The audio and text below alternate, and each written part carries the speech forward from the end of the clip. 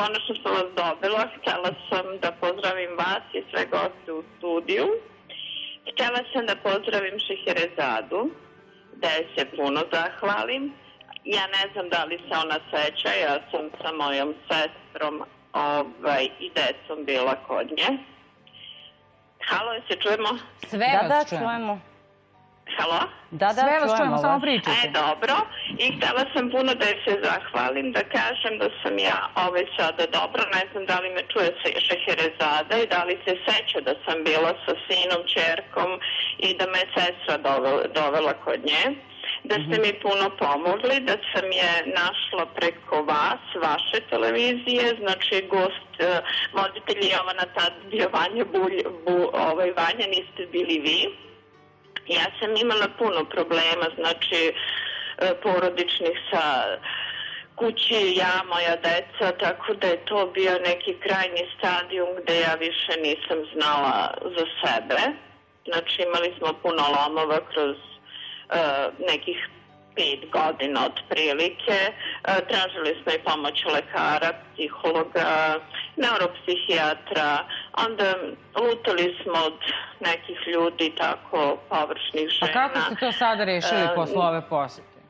Jeste nešto promenili, presekli? Kako ste to rešili sada posle posete Šeherezadi? Jeste nešto promenilo, jeste nešto presekli? Ovako da vam kažem, ja ne znam da li se ona seća, ali da budem bila, kad iz Kragujevca idem za Beograd, zvaću je na kafu ili ću da se vratim do nje. Ja se odlično osjećam.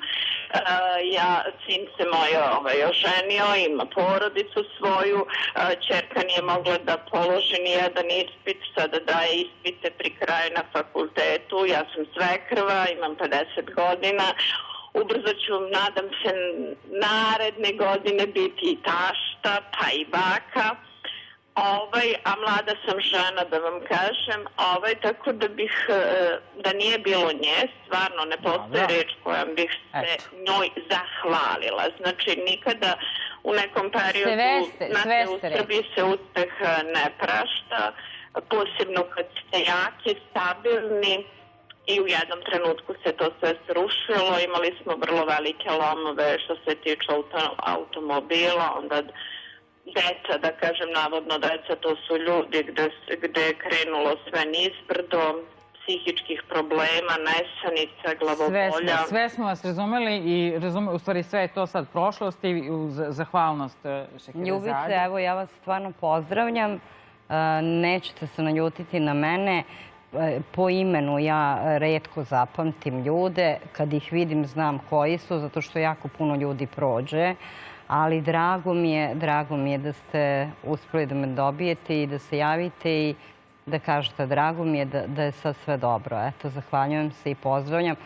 Pa se javite i posle emisije da vidimo da li treba još nešto da se doradi. Eto, to. Svašta.